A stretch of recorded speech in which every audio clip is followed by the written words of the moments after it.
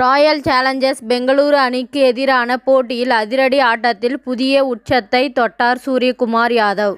பல மாதங்களுக்கு பின் களத்துக்கு திரும்பிய அவர் கடந்த போட்டியில் டக் அவுட் ஆனார்.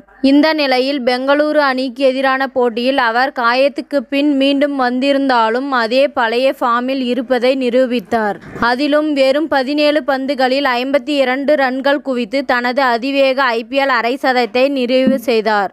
இந்த போட்டியில் முதலில் பேட்டிங் செய்த ராயல் சேலஞ்சர்ஸ் பெங்களூரு அணி 20 ஓவர்களில் 8 விக்கெட் இழப்பிற்கு 196 ரன்கள் குவித்தது. அடுத்து ஆடிய மும்பை இந்தியன்ஸ் அணி இஷான் கிஷன், ரோஹித் சர்மா, சூரியகுமார் யாதவ் ஆகியோரின் அதிரடி ஆட்டத்தால் 197 ரன்கள் என்ற இமாலய இலக்கை 16வது ஓவரிலேயே எட்டிய பெரிய வெற்றியை பெற்றது. இஷான் கிஷன் 34 பந்துகளில் 71 ரன்களுக்கு, ரோஹித் சர்மா 24 பந்துகளில் 38 ரன்களும் குவித்தனர்.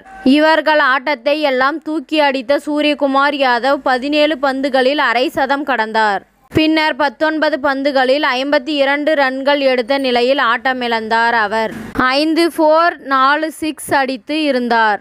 IPL தொடரில் சூரியகுமார் யாதவின் அதிவேக அரை சதம் இதுவே ஆகும். அவர் ஒவ்வொரு பவுண்டரியாக அடிக்க மும்பை அணியின் ரசிகர்கள் சூர்யா சூர்யா என கோஷம் எழுப்பினர். பின்னர் ஹர்திக் பாண்டியா 6 பந்துகளில் 21 ரன்கள் எடுத்தார். மும்பை இந்தியன்ஸ் அணி 15க்கு 3 ஓவர்களில் எல்லாம் வெற்றி இலக்கை எட்டிய இமாலய வெற்றியை பெற்றது. 2024 IPL தொடரில் மும்பை இந்தியன்ஸ் அணியின் முதல் 3 போட்டிகளில் சூரியகுமார் யாதவ் காயம் காரணமாக பங்கேற்கவில்லை. கடந்த போட்டியில் டெல்லி அணிக்கு எதிராக களமிறங்கிய சூரியகுமார் யாதவ் டக் அவுட் ஆகியிருந்தார். தற்போது அவர் முழு ஃபார்முக்கு திரும்பியிருக்கும் நிலையில் மும்பை இந்தியன்ஸ் அணி உற்சாகத்தில் உள்ளது.